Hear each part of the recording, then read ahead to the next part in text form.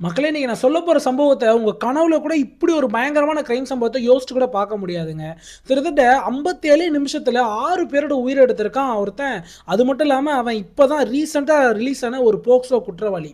ஏங்க இந்த முழு சம்பவத்த பத்தி நான் சொல்றப்ப, இவன் எதுக்காக இந்த 6 பேரோட உயிர எடுத்தான்? அதுவும் 57 நிமிஷத்துல எப்படி எடுத்தான்? இதுல முக்கியமான விஷயம், இவங்களோட உயிரெல்லாம் எடுக்கிறதுக்கு முன்னாடி எதுக்காக ஒரு குளத்தாங்கரையில போயிட்டு இந்த ஒரு காட்சியில நீங்க பார்க்கலாம். கிட்டத்தட்ட ஒரு 7 கல்ல அடுக்கி வச்சிருக்கான் பாருங்களேன். ரிப்போர்ட்டர்ஸ் கூட அது ரிப்போர்ட் எடுத்துட்டு இருக்காங்க. இந்த 7 கல்ல எதுக்காக அடுக்கி வச்சிருக்கான்? இந்த சம்பவம்லாம் செய்யறதுக்கு முன்னாடி தன்னோட 18 மாச குழந்தையையும் அப்புறம் 4 வயசு பையனையும் எங்க அழைச்சிட்டு போனா? எதுக்காக அவங்களுக்கு முடி வெட்டி விட்டான்? அவங்கள அதுக்கப்புறம் பிரியாணி கடைக்கு ஏன் கூட்டிட்டு போனா? இவன் பயன்படுத்தின அந்த வெப்பன் என்ன அப்படின்றதெல்லாம் நம்ம கேட்கறப்ப உண்மையிலே சொல்றேங்க, நம்ம கனவுல கூட இந்த மாதிரியான விஷயத்தை யோசிச்சு கூட பார்த்துருக்க மாட்டோம். ஏன்னா வெறும் 57 நிமிஷத்தில் நடந்த முக்கியமான ஒரு கிரைம் சம்பவத்தை பத்தி இந்த வீடியோல முழுசா பார்க்க போறீங்க. நம்ம சேனலுக்கு புதுசா இருந்தீங்க அப்படின்னா மறக்காம லைக் பண்ணிட்டு நம்ம சேனலுக்கு சப்ஸ்கிரைப் பண்ணிக்கங்க. நாங்க போடுற ஒவ்வொரு வீடியோஸும் உங்களுக்கு உடனுக்குடியே வந்து சேர்ந்துருங்க. மக்களே இந்த சம்பவம் எங்க நடக்குது அப்படின்னு பார்த்தீங்கன்னா, தைவலகுடா பகுதி ரங்காரெட்டி டிஸ்ட்ரிக்ட்ல நடக்குதுங்க. எங்க இந்த போட்டோல பார்த்துட்டு இருக்கீங்களா, இவனோட பேர் தான் ராஜ்குமார். இவனுக்கு 35 வயசுங்க. இவன் ஒரு விவசாயிங்க. நான் விவசாயின்னு சொன்ன உடனே எல்லாரும் என்ன யோசிப்பீங்க அப்படின்னா, ஓகே கடுமையா உழைக்கிற ஒருத்தன் அப்படின்னு நினைப்பீங்க. அது சத்தியமா கிடையாதுங்க. இவன் பூர்வீக சொத்தை வித்து வாழ்ந்துகிட்டு இருக்க ஒருத்தன். நான் ஏன் இந்த மாதிரி சொல்றேன்னு என்ன தப்பா நினைச்சிருந்தேன். இவன் செஞ்ச செயல்கள்லாம் அப்படிங்க. இவனுக்கு கிட்டத்தட்ட ஒரு 5 ஏக்கர் நிலம் இருக்குங்க அந்த தைவலகுடா பகுதியில் ரங்காரெட்டி டிஸ்ட்ரிக்ட்ல. அந்த 5 ஏக்கர் நிலத்துல ஒரு சில நிலத்தை இப்போ ரீசெண்டாக வித்திருக்கான். அதுக்கான காரணத்தை கேட்டீங்கன்னா அதுவுமே ஒரு கேவலமான விஷயம் தான். இவன் குடும்பத்துக்கு தெரியாம அந்த கேம்பிளிங் விஷயம் நிறைய விளையாண்டுட்டு இருக்கான். அதுல கிட்டத்தட்ட 2 கோடி ரூபாய் வரையும் தோத்துருக்காங்க. அந்த 2 கோடி ரூபாய் கடனை திருப்பி நம்ம செலுத்தணும் அப்படின்றதுக்காக இவனோட ஒரு சில பார்ட் ஆஃப் லேண்டை இவனோட குடும்பத்துக்கே தெரியாம சேல் பண்ணியிருக்கதா சொல்றாங்க. அடுத்து இந்த போட்டோல பார்த்துட்டீங்களா, இவங்களுக்கு 31 வயசுங்க. இவங்க தான் ராஜ்குமாரோட மனைவி. இவங்களோட பேரு சரிதாங்க. இவங்க ஹவுஸ் ஒய்ஃப். இவங்க 2 பேருமே கிட்டத்தட்ட 10 வருஷத்துக்கும் மேல காதலிச்சு திருமணம் பண்றாங்க. இவனோட பசங்க பேரை பார்த்துக்கோங்க. பரீட்சித் இவருக்கு 4 வயசுங்க. அதுக்கப்புறம் தைவிக்ஷித் அவருக்கு 18 மாசம் தான் ஆகுது. கிட்டத்தட்ட ஒரு 1.5 வயசுன்னு வச்சுக்கோங்களேன். இதுதாங்க ஒரு குடும்பம். இதுல அந்த ராஜ்குமார் தன்னோட மனைவியை ரொம்ப கடுமையான வார்த்தைகளா திட்டுவாராம். அதுவுமே முக்கியமா, நீ ரொம்ப கருப்பா இருக்க, நீ ரொம்ப குட்டையா இருக்க, உன்னெல்லாம் போய் நான் கல்யாணம் பண்ணனே, ஊர்ல அவ்வளோ பொண்ணுங்க இருக்காங்க, என் பின்னாடி அவ்வளோ பேர் வருவாங்க அப்படின்ற மாதிரி டெய்லியுமே கடுமையான வார்த்தைகளை தன்னோட மனைவியை திட்டிக்கிட்டே இருப்பாராங்க. இதன் அடிப்படையில் இந்த ஒட்டுமொத்த சம்பவங்க நான் சொல்ல போற அந்த அதிர்ச்சியான சம்பவம் ஜூலை மாதம் 2025 இருந்தாங்க ஆரம்பிக்குது. மல்லேஷ்னு ஒருத்தருங்க. இந்த மல்லேஷ் இந்த ராஜ்குமாருக்கு யாரு அப்படின்னா ஒரு தூரத்து உறவினர், ஒரு தம்பி முறை வேணும் அப்படின்ற மாதிரி சொல்றாங்க. இவங்க 2 பேருமே ஒன்னா இந்த சரக்கு அடிக்கிறதா இருக்கட்டும், வெளியில போய் சுத்தி பார்த்துறதா இருக்கட்டும், இந்த மாதிரி விஷயங்களை 2 பேரும் சேர்ந்தே செய்வாங்களாம். மல்லேஷோட குடும்பத்தில் யாரா இருக்கான்னு பார்த்தீங்கன்னா, மல்லேஷோட மனைவி, மனைவியோட அம்மா, அப்புறம் மல்லேஷுக்கு பிறந்த 2 பெண் பசங்க. அதுல ஒரு பொண்ணுக்கு வந்து 17 வயசு, இன்னொரு பொண்ணுக்கு 20 வயசு. அந்த 20 வயசு பொண்ணுக்கு வந்து மனநலம் பாதிக்கப்பட்ட ஒரு சிறப்பு குழந்தைங்க. இப்போ உங்களுக்கு இந்த 2 குடும்பத்தை பத்தி உங்களுக்கு தெளிவா புரிஞ்சிருக்கும் அப்படின்னு நினைக்கிறேங்க. இப்போ இந்த ஜூலை மாசம் 2025ல மல்லேஷ் மர்மமான முறையில் இறந்து போறாரு. அது எந்த ஒரு போலீஸ் கேஸும் ஆகல. ஏன்னா அது ஒரு வில்லேஜ் அப்படின்றதுனால எல்லாமே சீக்கிரமா நடந்து முடிஞ்சிருதுங்க. ஆனா அங்க உள்ள ஊர் மக்களுக்கு ஒரு சந்தேகம் இருந்துகிட்டே இருக்கு. யார் மேல அப்படின்னா அந்த ராஜ்குமார் அப்படின்றவங்க மேல. ஏன்னா ராஜ்குமாரும் மல்லேஷும் தான் அடிக்கடி வெளியே போவாங்க. இவங்க 2 பேரும் ஒண்ணா தான் சரக்கு அடிப்பாங்க. அங்க ஊர்ல என்ன பேசப்படுது அப்படின்னா, மல்லேஷ் வந்து இந்த சரக்குல வந்து ஏதோ விஷயம் இருந்திருக்கு, ஒரு தவறான சரக்கு குடிச்சிட்டு அவர் இறந்துட்டாரு, அந்த சரக்குனால இறந்துட்டாரு அப்படின்னா அந்த ஊர் மக்கள் எல்லாரும் பேசிட்டு இருந்தாங்க. அப்போ ஒரு சில பேர் இவர் இறக்கிறதுக்கு அந்த ஒரு கொஞ்சம் நாட்கள் முன்னாடி இவங்க 2 பேரும் சேர்ந்து சரக்கு அடிக்கிறது அந்த ஊர்ல நிறைய பேர் பார்த்திருக்காங்க. இதுல இந்த ராஜ்குமார் மேல அதிகப்படியான சந்தேகங்கள் இருந்துகிட்டே ஊர் மக்களுக்கு. ஆனா அது அந்த அளவு பெருசா போலங்க, பெரிய போலீஸ் கேஸ் எதுவுமே ஆகலைங்க. இதுக்கப்புறம் என்ன நடக்குது அப்படின்னா, இந்த ராஜ்குமார் அப்படின்றவன் அந்த மல்லேஷத்தோட குடும்பத்துக்கு அடிக்கடி போயிட்டு வந்துகிட்டு இருக்கான். அவங்களுக்கு ஒரு ஆம்பளை துணையே இல்லை, நான் அவங்கள பார்த்துக்கிறேன் அப்படின்ட்டு ஒரு மாதிரி சப்போர்ட்டிவா இருக்கேன். ஏன்னா நண்பனோட குடும்பம் ஒரு தம்பியோட குடும்பம் ஆயிடுச்சுல. அப்படி போயிட்டு இருக்கப்பதான் அந்த 17 வயசு பொண்ணு இருக்குல்ல, மல்லேஷோட பொண்ணு, அவங்க அடிக்கடி காலேஜுக்கு அழைச்சிட்டு போயிட்டு விடுறதா இருக்கட்டும், எக்ஸாம் அப்போ கூட்டு போறதா இருக்கட்டும், எக்ஸாமுக்கு தேவையான பொருட்கள் வாங்கி கொடுக்கறதா இருக்கட்டும், அந்த வீட்டுக்கு தேவையான ஸ்நாக்ஸ் வாங்கி கொடுக்கறதா இருக்கட்டும், ரேஷன் பொருட்கள், இந்த மாதிரி விஷயங்கள் எல்லாம் பண்ணிக்கிட்டே இருக்காங்க. ஏன்னா அந்த குடும்பத்துக்கு உதவி மட்டும் செய்யலைங்க, அந்த 17 வயசு பொண்ணை ஒரு மாதிரி தவறான பார்வை பார்க்க ஆரம்பிக்கிறான், தவறான செயல்களில் ஈடுபடையும் ட்ரை பண்ணிக்கிட்டு இருக்கான். இதில் அந்த பொண்ணுக்கு பிடிக்காம அவங்க அம்மாட்ட சொல்ல ஆரம்பிக்கிறாங்க. அவங்க அம்மா வந்து மே 16ஆம் தேதி 2026ல் போலீஸ் ஸ்டேஷன் போயிட்டு இவன் மேலே ஒரு போக்சோ வழக்கும் பதிவு பண்ணுறாங்க.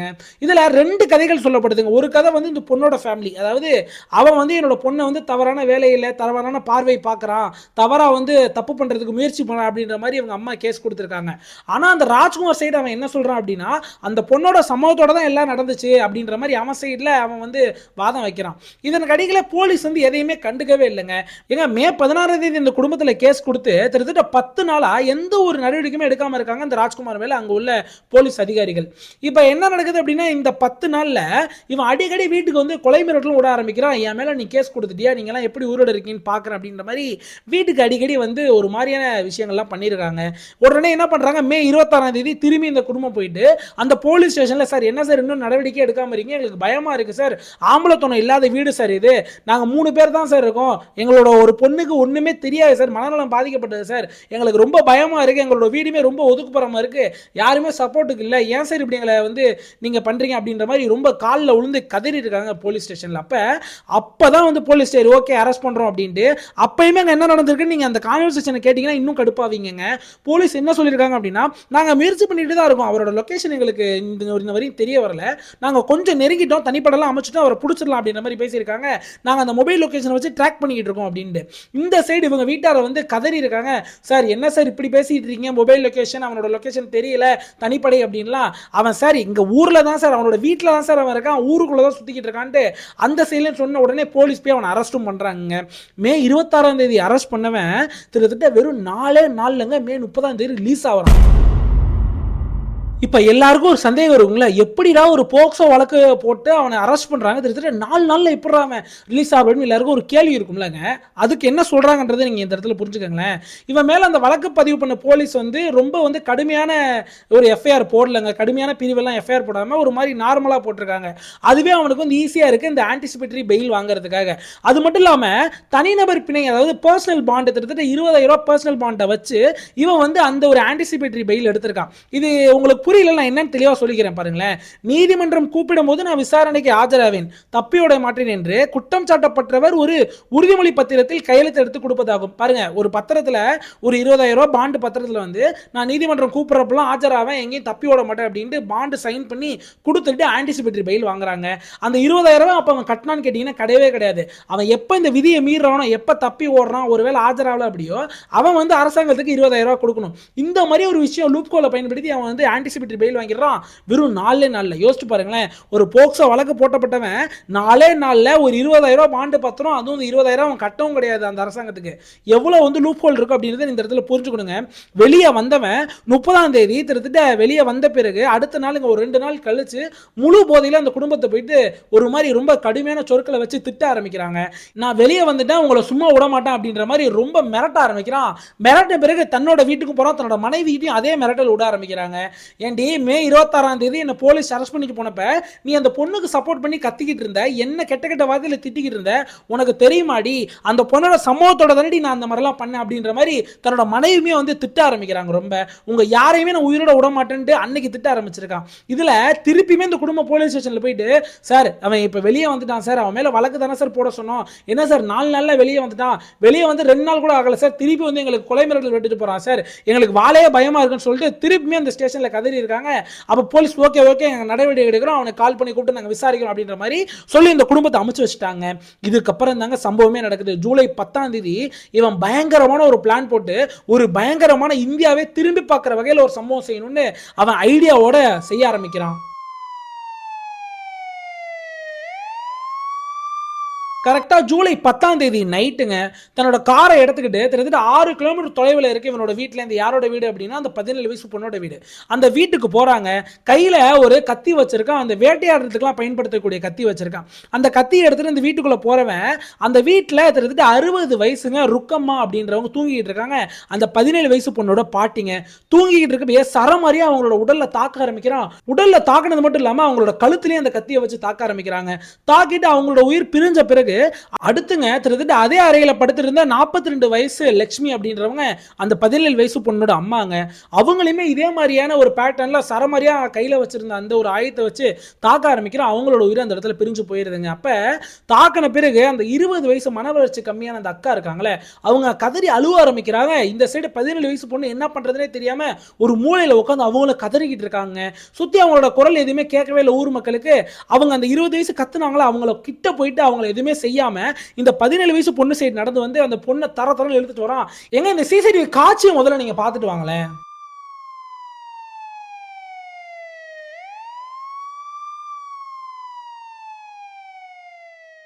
நீங்க இந்த காட்சியில பார்த்திருப்பீங்க. எப்படி வந்து அந்த பொண்ண அழைச்சிட்டு போறான் அப்படின்றத பாருங்க. 2 பேர் உயிரை எடுத்துட்டு அந்த பொண்ண இழுத்துட்டு போறான். அந்த பொண்ணுக்கு என்ன செய்றதுன்னு தெரியலங்க. ஏன்னா 2 பேரோட உயிர அந்த பொண்ணு கண் முன்னாடியே எடுத்திருக்கான். பயத்துல அவன் சொல்றத செஞ்சா தான் நம்மளே உயிரோட விடுவோம் அப்படின்ட்டு அந்த பொண்ணுமே அவன் கூட நடந்து போறாங்க. அழைச்சிட்டு போயிட்டு இவனோட கார்ல ஏத்தி அந்த வீட்ல இருந்துங்க ஒரு 4.5 கிலோமீட்டர், ஒரு 4.5ல இருந்து 5.5 கிலோமீட்டருக்குள்ள ஒரு இடத்துக்கு கூட்டு போறோம். அங்க ஒரு ஏரி இருக்குங்க. ஒரு ஏரி, அதுல வந்து தண்ணி இல்லாம வத்தி போய் தான் இருக்கு அந்த ஏரி. அந்த ஏரிக்கு அழைச்சிட்டு போயிட்டு இந்த பொண்ணையுமே சரமாரியா தாக்க ஆரம்பிக்கிறான். அதே பேட்டர்ன்ல அவங்களெல்லாம் எப்படி செஞ்சோனோ இந்த பொண்ணையுமே அதே மாதிரி தாக்க ஆரம்பிக்கிறான். இந்த பொண்ணோட உயிருமே போயிருதுங்க. அந்த ஏரியிலேருந்து 250 இருந்து 500 மீட்டர் தாங்க இவனோட சொந்த வீடும் இருக்கு. அந்த ஏரியில இந்த பொண்ணோட உயிரை எடுத்த பிறகு ஒரு ஒரு விசித்திரமான ஒரு விஷயத்தை செய்ய ஆரம்பிக்கிறாங்க. ஒரு 7 கல்ல ஒரு கல்லு மேல ஒரு கல்ல அடிக்கலாம். இந்த இடத்துல நீங்க அந்த காட்சியை பார்ப்பீங்க.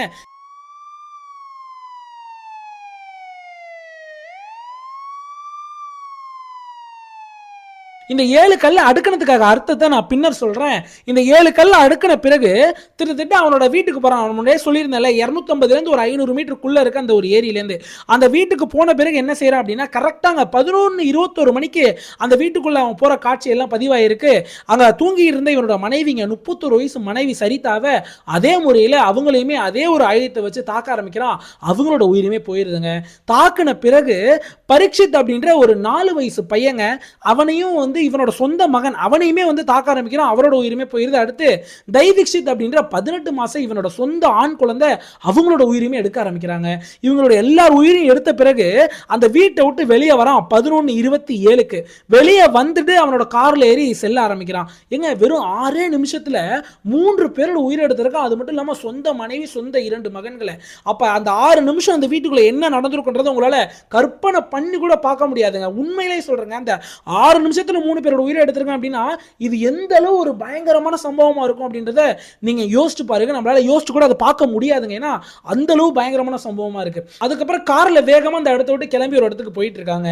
அப்படி போயிட்டு இருக்க கேப்ல கரெக்டா 11:57 மணிக்கு இவனோட சொந்த அப்பாவுக்கு கால் பண்ணி, அப்பா இந்த மாதிரி வந்து நான் 6 பேரோட உயிரை எடுத்துட்டேன்ப்பா, இந்த 6 பேருமே எனக்கு வந்து ரொம்ப வாழ்க்கையில டென்ஷன் கொடுத்துட்டாங்க, அதனால இவங்க யாருமே இப்போ உயிரோட இல்லை, நானுமே என்னோட உயிரை எடுத்துக்க போறேன் அப்படின்ட்டு செல்லாம் சொல்லிட்டு அவங்க அப்பா சைட்லேருந்து பதில் வரத்துக்குள்ளேயுமே இவனோட போனை சுவிச் ஆஃப் பண்ணிட்டு சென்றுறாங்க.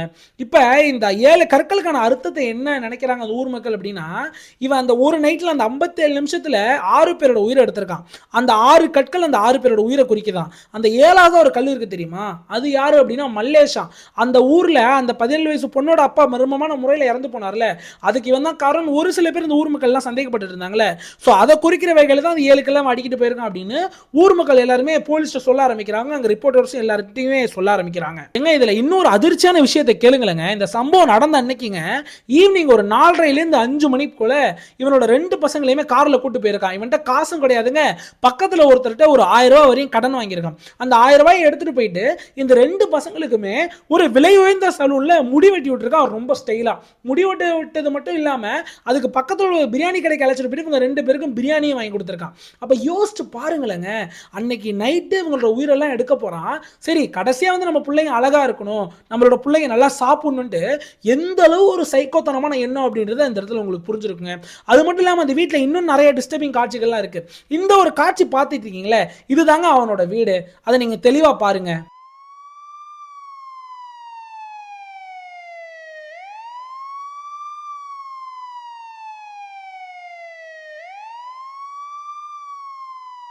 இதுக்கப்புறம் தாங்க போலீஸ்க்கு எல்லா நியூஸுமே போகுது. அந்த ஒரு வீட்டிலேருந்து நியூஸ் போக ஆரம்பிக்குது. அதுக்கப்புறம் போலீஸ் அங்கே போகிறாங்க. அங்கே போன போலீஸுக்கு திருப்பி இந்த சைடு இவங்க வீட்டிலேருந்து இவனோட சொந்த மனைவியும் மகனும் இந்த மாதிரி இருக்காங்க அப்படின்னு கால் வருது. என்னடா இப்படி நடந்திருக்கு அப்படின்னு எல்லா சைடும் போகிறாங்க. அதுக்கப்புறம் டாக் ஸ்குவாடை கூட்டு போகிற காட்சியெல்லாம் நீங்கள் பார்க்கலாம். இதுக்கப்புறம் இவங்களோட உடல் எல்லாம் போஸ்ட்மார்ட்டம் ரிப்போர்ட் செய்கிறாங்க. எல்லாரையுமே வந்து ஒரே பேட்டர்னில் தான் இங்கே தாக்கியிருக்காங்க. முதல்ல உடலில் உள்ள முக்கியமான உறுப்புகள்லாம் சேதப்படுத்திட்டு அதுக்கப்புறம் அவங்க வந்து தப்பிக்கவே கூடாது, இவங்க வந்து உயிரை வந்து பொழைச்சிடவே கூடாது அப்படின்றதுக்காக இவங்களுடைய எல்லாரோட கழுத்து தாக்கிறாங்க அப்படின்றத போலீஸ் தெரியப்படுத்துறாங்க. இதுல அந்த 17 வயசு பொண்ணு அந்த குளத்தை அந்த ஒரு ஏரிக்கரையில மீட்டாங்க இல்லையா, அவங்களோட சடலத்தை உடல் ரீதியான விஷயங்கள் எதுவும் செய்யப்பட்டிருக்கா அப்படின்றது செக் பண்றாங்க. அந்த மாதிரிலாம் எதுவும் நடக்கல அப்படின்றதும் உறுதிப்படுத்துறாங்க போலீஸ். இப்ப இதுல முக்கியமான விஷயம் என்ன அப்படின்னா, அந்த சம்பவம் நடந்த பிறகு அந்த ஊர்ல மிகப்பெரிய போராட்டம் வெடிக்குதுங்க. கிட்டத்தட்ட 12 கிலோமீட்டருக்கு டிராபிக் ஜாம் ஆயிருக்கு. அந்த ஊர் மக்கள் பயங்கரமான போராட்டத்தில் உட்காந்துட்டாங்க அந்த ஒரு குடும்பத்துக்காக. ஏன்னா அந்த அளவு கேவலமா செஞ்சிருக்காங்க போலீஸ் அப்படின்றத ஒரு நிதர்சனமான உண்மையை யோசிச்சு பாருங்களேன். 2 2 தடவை அந்த குடும்பம் போய் கதறி இருக்குங்க. ஐயா எங்களுக்கு வந்து கொலை மிரட்டல் விடுறாங்க ஐயா, ஆம்பளை துணியே இல்லைங்கய்யா, எங்க வீட்டில் எல்லாருமே லேடிஸா இருக்கும், அது மட்டும் இல்லாமல் 20 வயசுல மனவளர்ச்சி இல்லாத குழந்தையும் இருக்குங்கய்யா, எங்களை காப்பாத்துங்க அப்படின்னு கதறியுமே போலீஸ் நடவடிக்கை எடுக்கலைங்க. எனக்கு சத்தியமா புரியவே இல்லைங்க. இது காசு எதுவும் வாங்கிட்டாங்களே, இல்லை என்ன நடந்துச்சுன்னு சத்தியமா தெரியல. இந்த ஒரு காட்சியை நீங்க பாருங்களேன், கார்ல இவங்களோட கதறல் சத்தத்தை மட்டும் நீங்க கேளுங்களேன், உங்களோட மனசு எல்லாம் உடைஞ்சிருங்க. కనిపించిరా పొద్దు నుంచి కనిపించిరా నీకు கேட்டிங்களா எப்படி பதறது? இப்போ அவங்க தனியாக இருக்காங்க. முன்னாடியாவது இவங்களுக்கு ஒரு குடும்பம் அப்படின்னு ஒரு ஆதரவு இருந்துச்சுங்க. அம்மா, பாட்டி, தங்கச்சி அப்படின்ட்டு 3 பேர் இருந்தாங்க. இப்போ அவங்க யாருமே இல்லை. இப்போ இவங்க எப்படி வளருவாங்க, எப்படி வாழ்வாங்கன்றதே தெரியல. ஆல்ரெடி அவங்க மன வளர்ச்சி இல்லாதவங்க. அவங்க இந்த மாதிரி ஒரு பயங்கரமான சம்பவத்தை கண்ணால் பார்த்ததுனால அந்த சம்பவம் முடிஞ்சதுலேருந்து இப்போ வரையுமே கத்திக்கிட்டு அழுதுகிட்டே இருக்காங்களா, யாருனாலே அதை ஸ்டாப் பண்ண முடியல அப்படின்ற சொல்கிறாங்க. இப்போ இதுக்கப்புறம் இந்த கேஸோட அப்டேட் என்னன்னு பாருங்களேன். இன்னும் போனவனை கண்டுபிடிக்கவே இல்லைங்க. இன்னைக்கு வந்து 12ஆம் தேதி 2 நாள் ஆயிடுச்சு சம்பவம் நடந்து. இன்னுமே அவன் வந்து இவனோட பத்தின எந்த ஒரு துப்புமே கிடைக்கல. போலீஸ் வந்து ரீச் பண்ணி போயிட்டே இருக்காங்க. அந்த ஊரோட கலெக்டர் என்ன செய்யறாங்க அப்படின்னா, ஒரு இன்ஸ்பெக்டரை சஸ்பெண்ட் பண்றாங்க. அந்த ரமேஷ் அப்படின்றவன், அந்த ரமேஷ் அப்படி இன்ஸ்பெக்டர் தான் இவங்க போயிட்டு கத்திருக்காங்க அவனை அரெஸ்ட் பண்ணுங்க அப்படின்ட்டு. அவன் எந்த ஒரு நடவடிக்கையும் எடுக்காத காரணத்தினால அவனை வந்து சஸ்பெண்ட் பண்ணியிருக்காங்க. இப்போ அதை இன்வெஸ்டிகேஷன் பண்ற போலீஸ் வந்து ஒரு 10 தனிப்படை அமைச்சிருக்காங்க. முக்கியமா அந்த டோல் பிளாசா ரெக்கார்ட்ஸ் அதெல்லாம் வந்து செக் பண்ணிட்டு இருக்காங்க, அவனோட கார் எந்த வரையும் போயிருக்கு அப்படின்ட்டு. அப்படி பார்க்கறப்ப சேகூர் அப்படின்ற கிராமத்தில் அந்த கார் அனவியா நின்றுருக்கு. அதுக்கப்புறம் வேற ஏதோ ஒரு ரயில்வேஸ் எடுத்திருக்கலாம், இல்ல வந்து வேற எதனா பஸ்ல போயிருக்கலாம் அப்படின்னு அவங்க வந்து நினைக்கிறாங்க. அந்த சேகூர் அப்படின்ற இடம் வந்து இவனோட வீட்டுல இருந்து 10 கிலோமீட்டர் வரைக்கும் தான் கார்ல போயிருக்கான். அதுக்கப்புறம் அவன் எங்க போனா அப்படின்றது யாருக்குமே தெரியல. என்ன மோட் ஆஃப் டிரான்ஸ்போர்ட் பயன்படுத்தினான்றது யாருக்குமே தெரியலங்க. அப்புறம் இவனோட தலைக்கு ஒரு 2 லட்ச ரூபாய் பவுண்டி வச்சிருக்காங்க. இவனை பத்தி யாராவது துப்பு கொடுத்தாலோ, இவனை வந்து பிடிச்சு கொடுத்தாலோ 2 லட்ச ரூபாய் வரையும் அவங்களுக்கு சன்மானம் வழங்கப்படும் அப்படின்றது கொடுத்துருக்காங்க. ஏங்க இதெல்லாம் கொடுத்து என்னங்க பிரயோஜனம்? 6 பேரோட உயிர் போச்சுங்க. ஒரு குடும்பம், அதாவதுங்க அது 7 பேருன்னு சொல்லலாம் நம்ம வந்து. ஆனா வந்து அந்த இன்னொருத்தர் அந்த மல்லேஷ வந்து இவன் தான் வந்து அவரோட உயிரை எடுத்தான்றதுக்கு எந்த ஒரு சாட்சி இன்ன வரையும் கிடையாது. அப்ப ஒரு பிளட் லைனே அழிச்சிருக்காங்க, ஒரு வம்சத்தையே அழிச்சிருக்கான் பாருங்களேன். இவனெல்லாம் எதுக்கடா ரிலீஸ் பண்றீங்கன்னு தான் கேட்க தோணுதுங்க. இதுல அந்த முக்கியமான ஒரு லாயர் இடையில ப்ளே பண்ணியிருப்பான். இவனுக்கு இந்த ஆன்டிசிபேட்டரி பெயில் வாங்கி கொடுக்கறதுக்கு கண்டிப்பா அவன் போய் பணம் கட்டி இருப்பான் ஒருத்தன். அவன் வந்து நான் உங்களுக்கு வாங்கி தரேன் சார், இதெல்லாம் வீக்கான ஒரு எஃப்ஐஆர் சார், நம்ம ஈஸியா பெயில் வாங்கிடலாம் அப்படின்ட்டு அந்த லூப் ஹோலை பயன்படுத்தி பெயில் வாங்கி கொடுத்துருப்பானே. அவன்லாம் எப்படிங்க நிம்மதியா சோறுத்துமா, அவன்லாம் எப்படிங்க நிம்மதியா தூங்குவான்? 6 பேரோட வாழ்க்கை போயிருச்சுங்க. ஏங்க நான் ஒன்னே ஒன்று சொல்றேன் பாருங்களேன். இப்போ நம்மளோட தமிழ்நாட்டில் ஒரு புது கவர்மெண்ட் மாறி இருக்கு. இப்போ நிறைய பேர் வந்து நம்ம கவர்மெண்ட்டை குறை சொல்லிட்டு இருக்காங்க, தப்பு சொல்லிட்டு இருக்காங்க, நிறைய கிரைம் நடந்துகிட்டு இருக்கு அப்படின்ட்டு. நம்ம போன ஆட்சியிலையுமே டிஎம்கே ஆட்சியிலையுமே எல்லாருமே வந்து குறை சொல்லிட்டு தான் இருந்தாங்க. ஏன்னா வந்து நிறைய கிரைம் நடந்துட்டே இருக்கு. ஒன்னே ஒன்று புரிஞ்சுக்கோங்களேன், யார் ஆட்சி பண்ணாலும் சரிங்க, நீங்களே நாளைக்கு முதலமைச்சராக இருந்து ஆட்சி பண்ணாலும் சரி, கிரைமை தடுக்கிறது ரொம்ப ரொம்ப கஷ்டங்க. ஏன்னா கிரைம் அப்படிங்கிறது நடந்துகிட்டே தான் இருக்கும். ஏன்னா ஒரு சில பேர் வந்து இந்த போதைப் பொருள் அடிக்ட் ஆகி அதுக்காக கிரைம் பண்ணுவான், ஒரு சில பேர் வந்து கோபத்தில் பண்ணுவான், ஒரு சில பேர் வந்து சோகத்தில் பண்ணுவான், ஒரு சில பேர் சும்மா காரணமே இல்லாமல் சைக்கோத்தனத்தில் பண்ணுவான். அதனால இதை வந்து நம்மளால தடுக்கவே முடியாதுங்க. ஆனால் ப்ரிவென்ட் பண்ணலாம். நல்லா ஒன்னேன்னு புரிஞ்சுக்கோங்களேன், ஒரு நல்ல கவர்மெண்ட் என்ன பண்ணணும் வைங்களேன், குற்றவாளிக்கு ஒரு நிரந்தரமான பயங்கரமான தண்டனையை கொடுக்கணுங்க ஃபர்ஸ்ட். அப்பதான் அடுத்தவன் வந்து பார்த்து திருந்துவான். இன்னொரு முக்கியமான விஷயம், இந்த குற்றவாளிகளுக்கு இந்த பெயிலா இருக்கட்டும், இந்த மாதிரி ஜாமீன்ல விடுறதா இருக்கட்டும், இதெல்லாம் செய்யவே கூடாதுங்க. ஏன் தமிழ்நாட்டில் இப்ப நடந்துச்சுங்க இந்த ஒரு சம்பவம். ஒருத்தன் வந்து ஒரு மூதாட்டிய தவறான விஷயங்கள் செஞ்சு உள்ள போனவன் ரிலீஸ் ஆன பிறகு என்ன செஞ்சான், வெளியில வந்து ரெஸ்ட் ரூம் போன ஒரு 12வது படிக்கிற, அதுவுமே அந்த பொண்ணுக்குமே 17 வயசு, அந்த பொண்ணை உடல் ரீதியான விஷயங்கள் செஞ்சு அந்த பொண்ணோட உயிரை எடுத்துட்டான். ஏங்க அதனால தயவு செஞ்சுங்க நம்மளோட கவர்மெண்ட் எப்படி இருக்கணும் அப்படின்னா, யாருன்னா ஒருத்தன் வந்து குற்றவாளி இருக்கான் அப்படின்னா அவனுக்கு இந்த பெயில் இந்த மாதிரி விஷயங்களை வெளியிலே விடக்கூடாதுங்க. லாயர்ஸ்லாம் எதுக்காக கேவலமா காசுக்காக இப்படி ஒரு மிருகத்தை போயிட்டு பெயில அழைச்சிட்டு வந்திருக்கான் அப்படின்னா அவனோட எனக்கு வந்து ரொம்ப கோவம் வருதுங்க. அந்த லாயருக்குமே ஒரு மிகப்பெரிய தண்டனை கொடுக்கணுங்க. இவனை ரிலீஸ் பண்ணி வெளியில கூட்டு வந்தானோ அவனுக்கு மிகப்பெரிய தண்டனை கொடுக்கணும். இன்னொன்னுங்க, இந்த ஒரு சம்பவத்திலேருந்து முக்கியமான ஒரு விஷயத்தை நீங்க புரிஞ்சுக்கணுங்க. என்னைக்குமே ஒரு பிரச்சனை எங்கேயும் தொடங்கும் அப்படின்னா ஒரு வேர்ல இருந்து தொடங்குங்க. இந்த ஒரு கிரைம் சம்பவத்தோட வேறு ரூட் காஸ் என்ன அப்படின்றத பாத்தீங்கன்னா, இந்த ராஜ்குமார் அப்படின்றவன் இந்த மல்லேஷ் குடும்பத்துக்குள்ள வந்ததுதான். நல்லா யோசிச்சு பாருங்களேன், மல்லேஷுக்கு மட்டும் குடிப்பழக்கம் இல்லை, அதே மாதிரி 3வது மனுஷனா இந்த ராஜ்குமாரை ட்ரீட் பண்ணியிருந்தா கண்டிப்பா வீடு வரி ராஜ்குமாரை கூட்டு வந்திருக்க மாட்டாரு. ராஜ்குமாருக்கு அந்த கேவலமான பார்வை அந்த 17 வயசு பொண்ணு மேல பட்டிருக்காது. அப்ப இந்த வீடியோவை நீங்க பாக்குறவங்க ஒரு மனைவிமாரா இருந்தீங்க அப்படின்னா, உங்களோட கணவன்மார் குடிக்கிறதா இருக்கட்டும், அதெல்லாம் வந்து ஒரு சில பேர் திருந்துவாங்க, ஒரு சில பேர் திருந்த மாட்டாங்க. அதை விட்டுருங்க. தயவு செஞ்சு 3வது மனுஷனை குடும்பத்துக்குள்ள கூட்டு வந்துட்டாங்க, அதுவும் இந்த குடி மூலியமா ஃப்ரெண்ட்ஷிப் ஆகி 3வது மனுஷன் வீட்டுக்குள்ள கூட்டு வந்துட்டாங்க அப்படின்னா தயவு செஞ்சு செருப்பாலே அடிச்சு அதை நிப்பாட்ட சொல்லுங்க. ஏன்னா இது ரொம்ப ரொம்ப மோசமான விஷயங்க. ஒன்னே ஒன்று புரிஞ்சுக்கங்க, இந்த வீடியோ பார்க்குறவங்க எல்லாரும் ஒன்னே ஒன்று புரிஞ்சுக்கங்க, உங்களோட குடும்பத்தை தவிர, உங்களோட மனைவி, உங்களோட பிள்ளைகளை தவிர எல்லாருமே 3வது மனுஷங்க தான், வேற வழியே கிடையாது. ஏன்னா நம்மளோட வாழ்க்கை, நம்மளோட அந்த உலகமே ஒரு கேவலமான விஷயமா மாறிக்கிட்டே வருது. யோசிச்சு பாருங்களேன். அதனால தயவு செஞ்சு உங்களோட மனைவிமாரு, உங்களோட பிள்ளைகளை காப்பாற்றணும் அப்படின்னா 3வது மனுஷனை வீட்டுக்குள்ள விடாதீங்க. உங்க ரிலேட்டிவா இருந்தாலும் கூட அவர் ஒரு 3வது மனுஷன் தான். 3வது மனுஷனை எப்படி ட்ரீட் பண்ணுமோ அந்த மாதிரி ட்ரீட் பண்ணுங்க. உங்களோட குடும்பத்தை என்னைக்குமே ஹைல முதல்ல வச்சுக்கோங்கன்னு தான் நான் கேட்டுக்கிறேங்க. அதுவும் குடிப்பழக்கத்தினால ஏற்படுற ஃப்ரெண்ட்ஷிப் எல்லாம் வீடு வரையும் கூட்டு வரது ரொம்ப தப்புங்க. வீடு வாசல் வரையும் கூப்பிட்டு வராதீங்க. உங்களோட குடிப்பழக்கத்தை அந்த குடியோட அங்கிட்டே அப்படியே துரத்தி விட்டுருங்க. இதெல்லாம் மனைவிமார்கள் ரொம்ப ஸ்ட்ரிக்டா இருக்கும் உங்க ஹஸ்பண்ட் கிட்ட. அப்பதாங்க இந்த மாதிரி கிரைம்லாம் நடக்காம இருக்கும். இதுல எனக்கு இன்னும் அதிர்ச்சியா இருக்குது அப்படின்னா இப்பதாங்க இந்த மாதிரி கேள்விப்படுறேன். இந்த மாதிரி ஒரு பர்சனல் பாண்ட் 20,000 வரையும் இது பண்ணிட்டு நான் வந்து நீதிமன்றம் எப்போ கூப்பிட்டாலும் வருவேன், நான் வந்து எங்கேயும் ஓடி ஒளிய மாட்டேன் அப்படின்னு பெயில் வாங்குறதெல்லாம் நான் இப்பதான் கேள்விப்படுறேன். இப்பெல்லாம் ஒரு சட்டம் இருக்கு அப்படின்றத எல்லாருமே தெரிஞ்சுக்கங்க. உண்மையிலே ரொம்ப பயமா இருக்குங்க. உங்களோட கருத்து என்ன அப்படின்றத மறக்காம கமெண்ட்ல சொல்லுங்க. இவன் இன்னும் பிடிக்கலங்க, நான் வந்து மனசால கடவுளை வேண்டிக்கிறேன், இவனை வந்து உயிரோட போலீஸ் பிடிக்க கூடாது அப்படின்றது. ஏன்னா இவெல்லாம் வாழ்றதுக்கே தகுதி இல்லாதவங்க. என்ன நடக்க போகுது அப்படின்றது அந்த கடவுளுக்கு தான் தெரியும். எப்போ மாட்டுவான், என்ன ஆக போகுது, எப்படி போலீஸ் இன்வெஸ்டிகேஷன் மூவ் பண்ண போறாங்க அப்படின்றது எல்லாருமே இனிமேல் தான் கொஞ்சம் நாட்கள் வரும். ஏன்னா 2 நாள் தான் இருக்கு, இன்னுமே இவன் வந்து பிடிக்கல, பாப்போம் இவன் எப்போ மாட்டான் அப்படின்ட்டு. ஆனா போலீஸ் தரப்புலேருந்து என்ன சொல்றாங்க அப்படின்னா நாங்க கிட்ட நெருங்கிட்டோம், ஓரளவு லீட்ஸ் எங்களுக்கு கிடைச்சிருக்கு, அவன் எங்கிட்டலாம் போனோம் அப்படின்றது தான் போலீஸ் சைட்லேருந்து சொல்றாங்க. இவன் நிறைய மோட் ஆஃப் டிரான்ஸ்போர்ட் பயன்படுத்தினதுனால கொஞ்சம் டஃபா இருக்கும் போலீஸ்க்கு. பிடிச்சிருவாங்க தான் சொல்றாங்க. கண்டிப்பா போலீஸ் பிடிச்சிருவாங்க. பட் பிடிச்சி என்னங்க 6 பேரோட உயிர் போயிடுச்சுங்க, திரும்ப வருமா? கண்டிப்பா வரதுக்கு வாய்ப்பே கிடையாதுங்க. உங்களோட கருத்து என்னன்றதை மறக்காம கமெண்ட்ல பதிவு பண்ணுங்க. நானுமேங்க இவனை என்னைக்கு அரெஸ்ட் பண்றாங்களோ அப்படியோ அரெஸ்ட் பண்ற நியூஸ் வந்துச்சுன்னா இந்த கமெண்ட் செக்ஷன்ல he got arrested அப்படின்றத நான் போட்டுறேன். அதே மாதிரி இவனுக்கு என்னைக்கு தீர்ப்பு வருதோ, இவனுக்கு இந்த தீர்ப்பு வந்திருக்கு அப்படின்றத நான் கமெண்ட் செக்ஷன்ல போட்டுறேன். இதெல்லாம் தெரிஞ்சுக்கிறதுக்கு மறக்காம சப்ஸ்கிரைப் பண்ணி வச்சுக்கோங்க. இந்த கேஸோட அப்டேட் இன்னும் வேற எதனா வந்து டீடைல்ஸ் கிடைச்சுன்னா மறக்காம அதையுமே வீடியோ போடுறேன். இதெல்லாம் சப்ஸ்கிரைப் பண்ணி வச்சுட்டீங்க அப்படின்னா நீங்க பார்க்கறதுக்கு உதவும். மேலும் நாங்க கிரைம் வழங்கும் விதத்தில் எதனா வந்து உங்களுக்கு பிழைகள் இருந்துச்சு அப்படின்னா மறக்காம கமெண்ட்ல தெரியப்படுத்துங்க. நாங்க எங்களை சேஞ்ச் பண்ணிக்கிறோம். எங்களோட சேனலுக்கு ஆதரவு பண்ணணும், நாங்க நல்லா வந்து கிரைம் கதையை வழங்கி உங்களுக்கு அளிக்கிறோம் அப்படின்னு நீங்க ஃபீல் பண்ணீங்க அப்படின்னா நீங்க ஒண்ணுமே பண்ண தேவையில்லைங்க. ஒரே ஒரு லைக் பண்ணிட்டு மறக்காம சப்ஸ்கிரைப் பண்ணீங்க அப்படின்னா எங்களோட நாங்க போடுற எஃபர்ட்ஸ்க்கு கொஞ்சம் ஒரு அவார்ட் கொடுத்த மாதிரி ஒரு சந்தோஷம் வரும். மறக்காம சப்ஸ்கிரைப் பண்ணிடுங்கன்னு சொல்லிட்டு இந்த வீடியோல விடைபெறேன். நன்றி, வணக்கம்.